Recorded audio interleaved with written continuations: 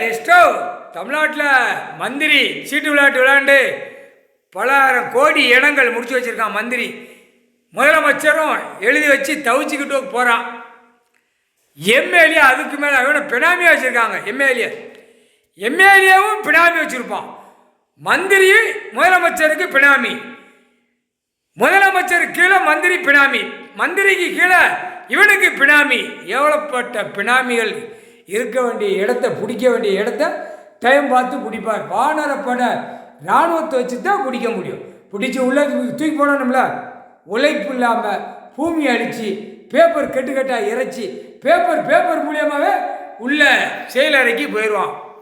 பலாயிரம் கோடி அரசியல்வாதி கீழே வார்டு ஏகப்பட்ட கவர்மெண்ட் வேளாக்கறன்னு உள்ளே போயிடுவான்.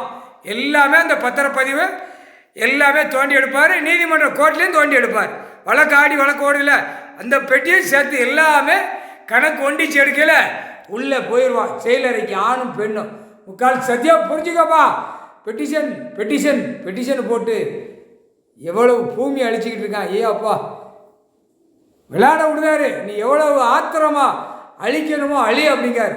நான் அழிக்கல, ஒட்டுமொத்தமா தடவி பூமியில் அடிச்சிருவோம்ட்டார். முக்கால் சத்தியம் புரிஞ்சிக்கோ. எல்லா பத்திரப்பதிவுக்கு வெளியில் வென்று தூக்குவார்.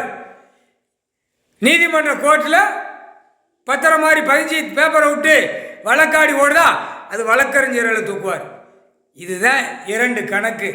முக்கால் சத்தியம் புரிஞ்சுக்கப்பா. கோர்ட்டில் எல்லாம் நடத்தி பூரா வெளியில் ஆட்டத்தை சீட்டு விளையாட்டு ஆட்டத்தை கணக்கு கொடுக்கார் கடவுள். புது கவர்மெண்ட்டில் கணக்கு எடுத்து வெளியே விடுதார்.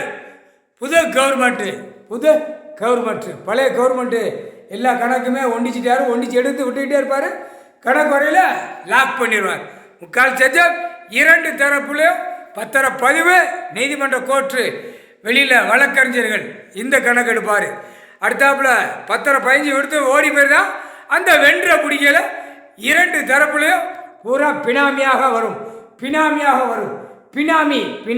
பினாமி எழுதி வச்சது தூக்குவார். செயலறைக்கு கொண்டு போய் அடைச்சிருவார். முக்கால் சத்தியம்.